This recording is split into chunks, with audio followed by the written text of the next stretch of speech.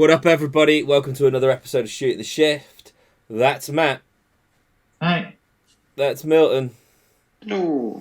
Bryn has buggered off to do something more fun. I've got a shiny new hat that we've released on Friday, so go buy one of them. Help us.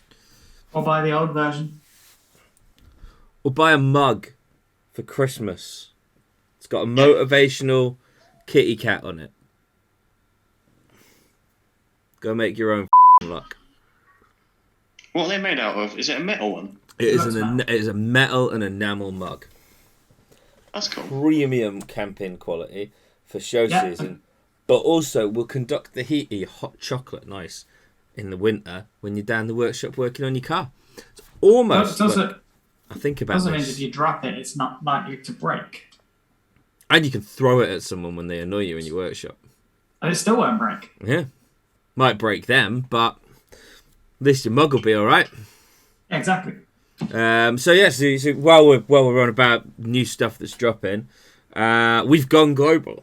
So we decided to make it easier for everybody to get merch by changing our print partner to one that can deliver pretty much everywhere pretty damn quick. Orders. The new quality is really good as well from what I've seen. It is absolutely amazing. Much better quality than the people that we've moved to. The really good news is that the new global provider is in the process of opening their UK site at the moment. So UK orders will stop shipping from Spain in a couple of weeks. But it does mean everything is actually getting to people quicker, even though it's coming from Spain and going through customs, than it was from the old supplier who had just let their game drop during COVID. So we changed the game up. So that's kind of quick what's going on with the clothing brand that helps this whole thing function. The other thing we wanted to talk about this week is who let these people be in charge of the country? Why do they want to stop me modifying cars? Probably need some backstory in this. Like, what's the story? Because I'm not fully aware of it. I've seen it, but I've only seen it on Facebook news, which is obviously the truth. Actually, yeah. So the thing that I'm going to cite another source of perfectly true all the time journalism, The Sun. Okay. Right. And I don't know how they turned notifications on my phone, but they did. Probably I accepted some cookies that I shouldn't have accepted at some point when I was doing research for this episode. I don't think that's even a thing anymore, mate. And I was reading the article, and they were saying things like rear window stickers are illegal. They're not. Yeah. Rear window stickers are not illegal currently, Mr. The Sun journalist. They couldn't be, because I've always thought about this, and something like that could never be illegal because there's a million vans out there with no rear window at all. Exactly. So they were saying things like that, and then they were saying that that neons are illegal. And it turns out neons aren't illegal if you can't see the light strip. I looked into neons back when I first passed my test, like early 2009-ish. And it's a bit of a grey area because there's no, unless they've changed it since I looked, which they may well have done. When I looked, the rules were you had to have white lights facing on the front of the car facing forward, red lights on the back facing backwards, and you couldn't have anything else. And you can't have blue flashing lights. You can have orange. You can have solid amber, right? I don't think so. Okay, cool. Interesting point that Matt has made there. Matt, was there any more? Yeah, I was going to say that there's, as far as I'm aware, there's no legislation that says you can't have a light underneath your car. But like Bam says, as long as you they can't see the actual bulb, you should be fine. But when I was doing my research, they basically said you may get an angry copper that tells you to turn them off. So make sure you just put a switch in there so you can turn them off. Essentially that. You don't actually have to turn them off. So as long as they can't see the bulb, that's not the case. Obviously, we're not lawyers, but there have been messages sent to various police forces, including Cheshire Police, who are known for being angry police officers regularly, I think is the phrase we'll use. The trick is also never to try and argue with them, because you might be right, but they will always pull out something. Yeah, you don't. It's so not. Just be polite to them and just listen to them. And this is the thing. We've said this before when we've been talking about car commuting and that. If you end up speaking to a police officer, for whatever reason, if you give them attitude, they'll give it you straight back, and they'll find something to give you a fine for. And they'll always win. Because I think they can give you a Section 59 for very loose reasons. Yeah, you don't even have to give a reason, right? Section 59. Well, no. So a Section 59 they can give you for whatever reason, and I'm not saying this happens, but it doesn't have to be supported by evidence, and there's no defence in a court of law. So it's only a warning, isn't it? No, Section 59. The next time you get one, they can confiscate and crush your car. Okay. So it's slightly more than just a warning. So it's not worth arguing. Yeah, and it's on the driver, not the vehicle. That's the other mistake that a lot of people make. Excuse me for my hiccup. So for example, if I've got a Section 59, I go out in Nicole's car, and then they pull me over and give me another one. We'll take her car. Yeah. So don't borrow your nan's car if you've got a Section 59. Yeah, because they'll take that too. They don't care. They don't care that it's your nan's car. If anything, they'll try and do you for not having insurance for driving your nan's car. You might be insured on his nan's car. We never know. I was being hypothetical. But yeah. Big words. So that's the first bit about it. So this legislation they want to bring has this term tampering, and they want to do it to make vehicles safer and stop people messing with the emissions. Anything that controls emissions in them.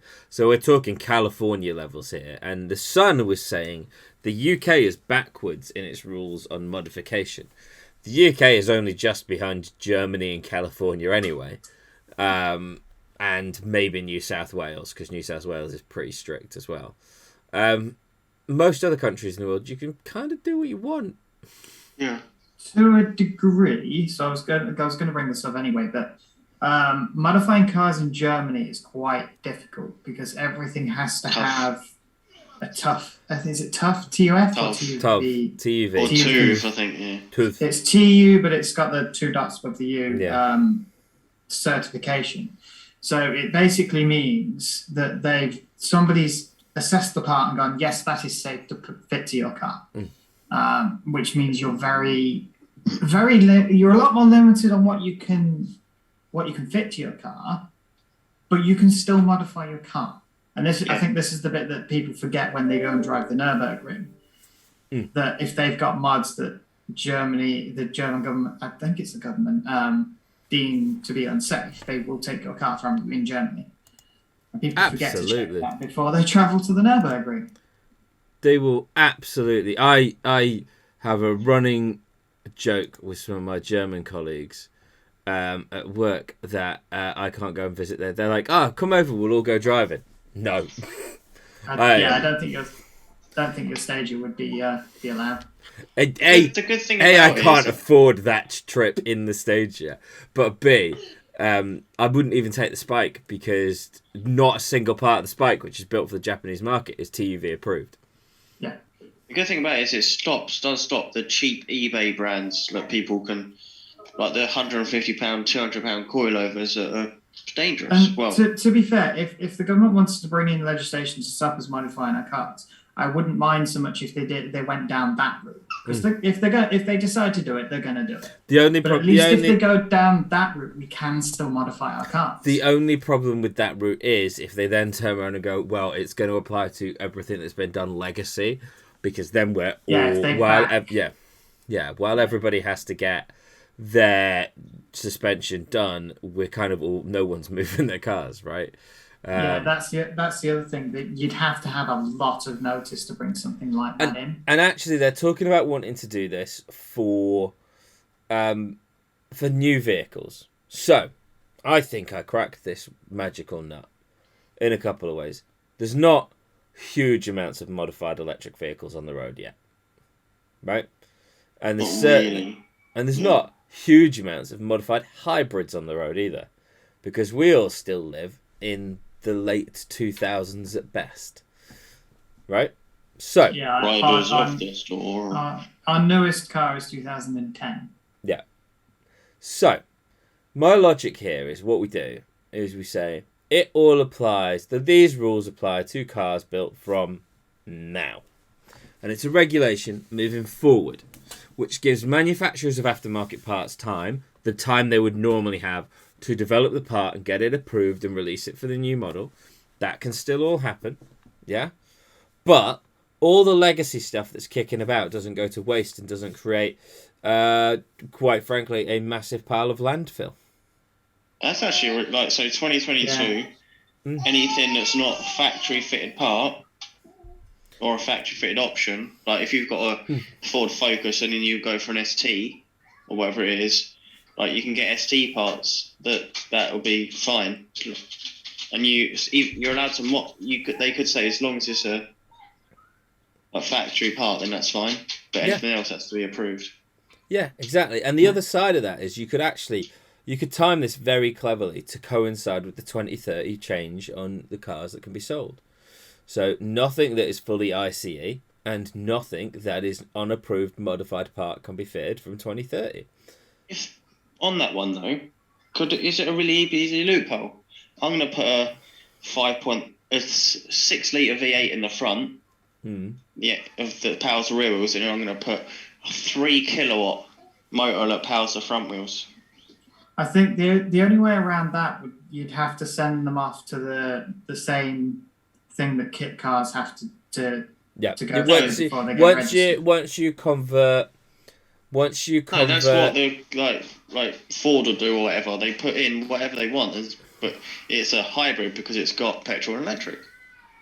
And they'd be allowed to sell it because it's a hybrid. Yeah. But good. Is there not a loophole? There are other laws about how much emissions a car can produce anyway. Yeah. But I thought you were talking about swapping that into a brand new car, for example. If I remember rightly, because I think Ed China was talking about this, he's got a classic Mini that's turned into a big fiberglass orange. And there's a point system on a car, and you can change a certain amount of things up to, I think it's like 15 points. And then anything beyond that, you have to register it as a kit car and go through all the tests. And each thing is worth a certain amount of points. I wouldn't be surprised if there's a fair number of modified cars out there that need to go and have that test because they've not had a look at it. And what kind of thing would that be? Change suspension? Engine.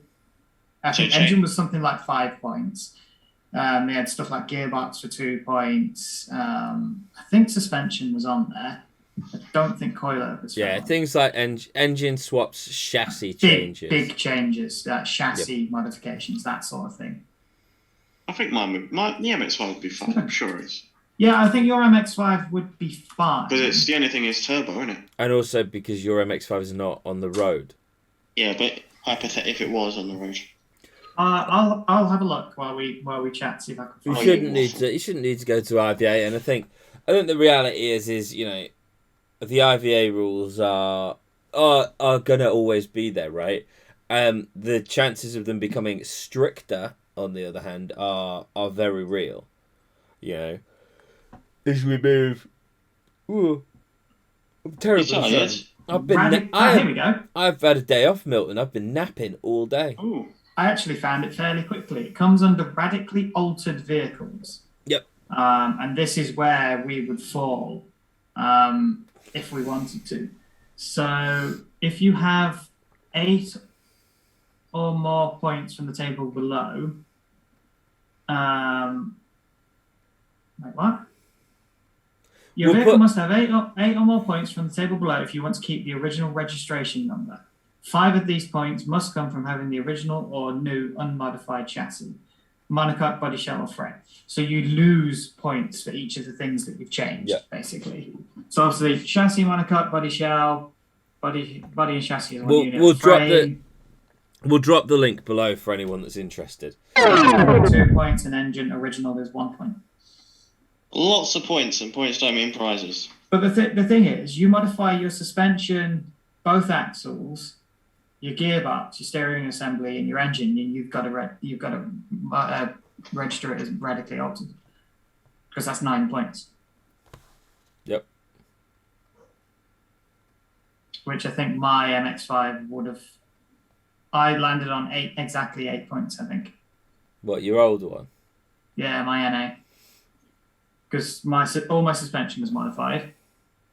Technically, the axles were modified. They were still in the same place, but all of it was modified. No, the gearbox was the same. Tell a lie. And the steering assembly had been modified as well. So I wasn't far off. Speaking of points, moving on to the next subject. Okay. You may have heard us talk about it a few weeks ago about people wearing trailer tests. Points again do not win prizes in that scenario, mate. Yes, so before there was loads of they were going to be taking away the B plus E entitlement test, so everyone gets it by default. Then that was meant to change in the next few days, but it's just been announced that they've denied it, and it's been pushed back to the next councillors' whatever meeting. So everyone that thinks, "Oh, I'm going to drive trailer," it's fine. What I love there is Milton has just completely devalued every MP's job by calling them a councillor. I don't understand what they do and why they get paid so much money to stand up and go, yeah, and then sit back down and fall asleep. At least if you lot got me elected, I'd shout "fuck off" at some people in the middle of the House as a So it's all right, Milton. One of them looks after his constituents from the Virgin Islands, it turns out. That's come up in the news today. I've not seen that today. Was that in the Sun? A couple of days ago, I think. Was that in that reliable news source known as the Sun? Yeah. I just don't get politics, so that's a bad subject. I think it's a stupid idea that they're removing the trailer test anyway. So it's some people aren't safe on the road controlling a 2-ton vehicle on its own. Never mind being able to drive a 2.5-ton Range Rover with 3.5-ton trailer on the back. Right. On the topic of people not being safe on the roads, actually, Bryn mentioned this the other day about people and their full beam headlights. So I'd like a little bit of a rant today on that very same topic. I'm going next about lights as well. I might have us covered here. You might. Residents of Stoke-on-Trent, or anywhere for that matter, at 4 p.m, when it's kind of dusky in winter, you don't need your full beams on. It doesn't help anybody. It does make it very likely that I'm going to swerve and plough into you because I'm getting fed up of it. From full beams or high beams? Full both lights on in the case. Full and high beams are basically the same thing. Yeah. Okay. Yeah, so... My turn is fog lights. Yesterday morning it was foggy, but when I'm on the motorway and I'm less than 100 meters away from you, you don't need your fog light on. Or if it's 2 o'clock in the afternoon and it's broad daylight, you don't need your fog light on then either. But it does look cool, so But it's also it doesn't. You look like an asshole who doesn't know how your car works. It could also be the fact the car turns them on. That's another annoying thing. Fog lights aren't automatic. But they might be the daylight running lights or whatever they call them. No, they're not. Yeah, that's a daylight running light, not a fog light that blinds you when you come up behind it, because the fog light is brighter than the fucking brake lights. Yeah. It's so a lot happens to a lot with new cars. When you get in them, the light for the speedo and all that lot is on all the time, so you don't know if your lights are on. Our old cars, you're like, "Oh, I'm driving along. I can't see how far." Oh, because I haven't got my lights on. Yeah, I can't see what speed I'm doing. Yeah, lights on. Yeah, but nowadays, daylight running lights is people think they're on, but they're not. The counter argument to that is a lot of new cars have automatic headlights, so it means there's less people driving around in the dark with no lights on, which I still see. Somehow. I don't like, even without daytime running lights, you see people driving around in the pitch black with no lights on. Like, how can you see? I do this sometimes, but as Matt knows, because of one of the things that comes along with autism is sometimes you have a hypersensitivity to sound and light, and I have a hypersensitivity to light.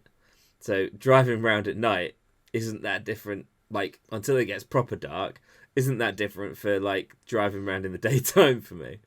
Yeah, but I'm talking like 11 p.m. at night on a road with no streetlights. Yeah, like now, like it's. Oh yeah. The second I leave a streetlight area, I'm like, shit, I've just done that whole town with no lights on. It still baffles me that I still people without lights on. It's like, how? It's people. Some people will buy an older car and think that it's got auto headlights because they're. You tired again? I'm well ready for a sleep, mate. I could do with like a beer, maybe. I don't know. A beer would properly like just set me off for a nap. I was also. Do we need a break so you can go get a beer? No, we don't need a break so I can go get a beer. We're 20 minutes into the episode. We're nearly done recording. We've got 10 more minutes left. Yeah. Hardest job ever, right? It is this. This is actually a really difficult job to do. So for people who like think we just get on here and chat crap every week, when Bryn's about, he makes us do research. This week we've kind of. We definitely have like pre-board meetings and we do a storyboard, and every time that Birmingham comes Matt, that's all orchestrated and scripted. Every time Bryn goes on a rant, that's all scripted. He doesn't actually care about anything. No, he's the most laid-back guy ever. He's not actually an engineer. No, we just bought a building to put him in. It's the biggest scam on the internet ever. This. He's actually used to be a Tellytubby. Yeah, he was Dipsy. This went off on a tangent. Just a small one. He wasn't Dipsy. He was the little vacuum cleaner. Henry? No. The one that makes the tubby custard. No, he cleans up the tubby custard. So I know exactly what you're talking about, but I have no idea what it's called. Right. We get away with talking about it though because it's got wheels. Yeah. Tubby custard. Right, so moving on to the final 10 minutes of the episode. Why didn't the Tellytubbies have a car? It feels like they would have got around a lot quicker. They needed a dune buggy. That would have been cool around the meadows because they were like desert sand dunes, but they grass. could absolutely have ski jumped their house in a dune buggy. Oh my god, yeah. Hang on. So if you want more random chats like this, by the way, tune in on Monday the 22nd at 8 p.m. Not the normal time of 6 p.m. because we know you've all got to travel home from work. We are going to be live on YouTube, all four of us, answering your questions for the 1-year anniversary special episode of Shooting the Shift. Insert special effects of fireworks, flames, fireworks, and confetti. Thanks for that, Milton. So we're what you're going to do is edit me out this then saying beep. if there is the world's longest beep and no special effects, followed by beeps whenever I say the word special effects now, then Milton has asked for special effects. And I haven't been bothered. Or we had to blank out an entire rant. No, genuine things. So we're going to be live. Chat will be up on YouTube. We're going to do a couple of posts through the course of the week, just asking you for questions that you've got. Preload the deck. We'll send out the notification about 2 minutes to 8. There'll be a nice little countdown, and then you'll get a little 10-second countdown, and then you can all grab your beers and join us for whatever's going to unfold. And if lots of questions for all of us. Lots of questions about the Tellytubbies and Bryn's stint on that show in his youth, please. Do you think Tellytubbies... unless Bryn watches this recorded episode on Monday, he's not going to know about that. I know. And was the Tellytubbies just an evolved form of hobbits? Because they basically live in hobbit houses. They don't have hairy feet, and they've got weird things on their heads. The rings corrupted them, innit? Tangent! This went somewhere special. So, we're kind of done. Unfortunately, the topic we were going to do this week Bryn dropped out last minute for. And we need Bryn because it is the episode affectionately known as We're on our way to do some sketchy shit. And the other half of doing proper sketchy shit with your cars on occasion is the engineer. He needs doing sketchy stuff, but in a safe way, but look sketchy. Yeah, absolutely. Oh, I don't have a point to make. No, because what the engineer does is make it not look sketchy, but it's the sketchiest thing in the world. There's an event. It's actually sold out the next Drift Your Run Day in December 15th. Yeah. There's 53 confirmed drivers that are all MX-5s and cool cars. MX-5s and cool cars, so... Yeah, I know there's at least 40 MX-5s that are going to be going to December 15th. So it's a bit of like an MX-5 takeover. It's a shame I haven't got an MX-5 that works. I mean, if you will, kill engines, young Mr. Graham. I'll have you know, that's the only engine I've ever killed. I've still got to fix my gearbox. I've killed a gearbox, but that's the only engine I've ever killed. Yeah, I've got to change mine still, but it'll be ready. But yeah, I just wanted to do a shout out for that because we're doing passenger rides. It's free passenger rides, so it'd be hot boys and cool cars and shit. Hot boys and cool cars. That's the cool internet thing, right? Milton, you're not allowed to describe yourself as a hot boy. Oh, I'm not a hot boy. I drive my car. I'm not afraid to... Oh, there's a bump. That's because you're about 6 feet off the ground. When I'm not driving, yeah. So, anyway, we will... this is a glimpse into what goes on after we filmed every episode every week while we figure out what to talk about next.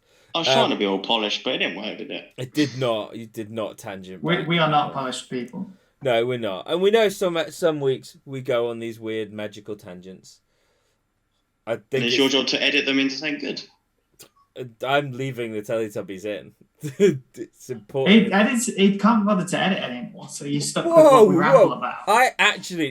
I've just got smoother at editing and we don't need as many whooshy things unless it's a massive one or Milton has put his hand up in the episode and moved all the screens around. I don't know how he did that. Don't. He's going to do it. Don't. Hands in the air, Milton. So Milton, I think we should round this out with more car news this week. So car news so far this week, new government regulations that they're chatting about. They're doing a consultancy. Make sure you're going to go on the government website and fill it in. Give them information about why what we do is important and why they shouldn't make it illegal for us to tamper with our cars, because that's what they're trying to do. Half the time we're not even tampering with it, we're fixing it. Yeah. Trailer and trailer test, right? If you've not passed it, don't do a trailer pull. But no, that's a contradiction because it gets really complicated still, and we're not going to go into it, but because you're allowed to tow up to 3.5 tons gross train weight, tow cars to be carry heavier than the trailer and its load, and it's about less than 80% rough, ideally. Okay. Complex. Look it up. Trailer man weight. Yeah, it can be fairly complex to actually work it out and do it. But you can tow an MX-5 on a lightweight trailer. Anyway, continuing forward. Bryn was in the Tellytubbies.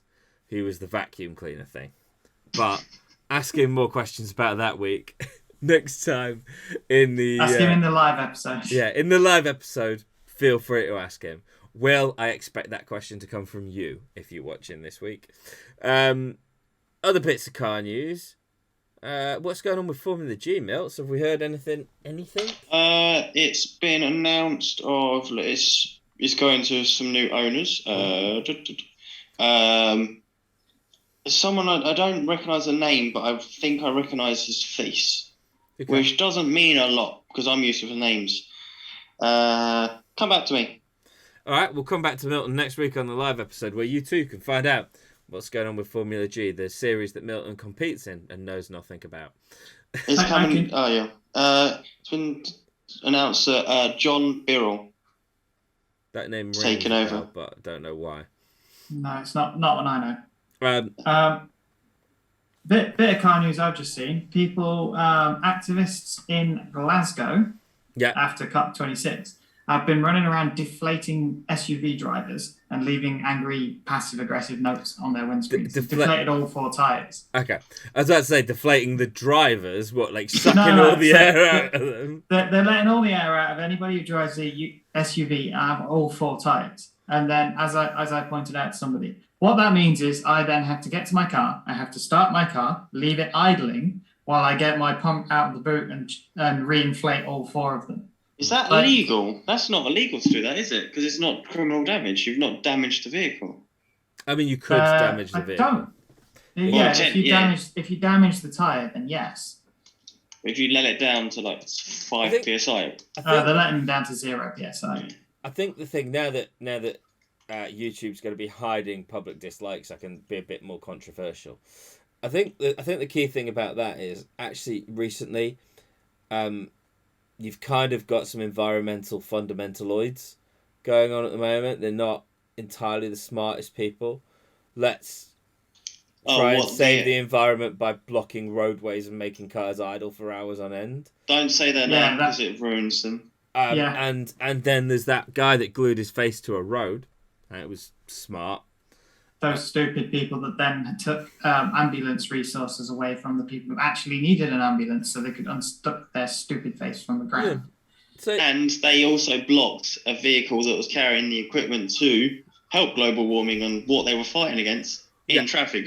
So it's like... I think I lost any support for whatever they were supporting when they blocked an ambulance getting through, so a woman in the back of it died.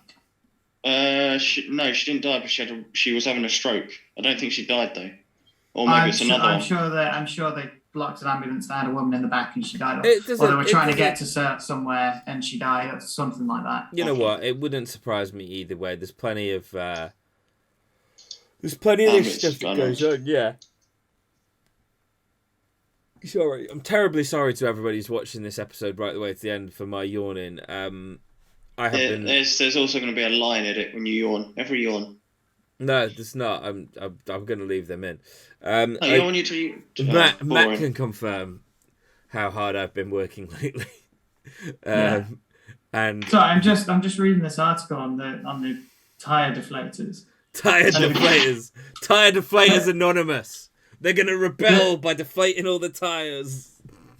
Jokes on them. No one knows. The guy they're speaking to is a doctor, and obviously they're in Scotland, so they quite often get snow.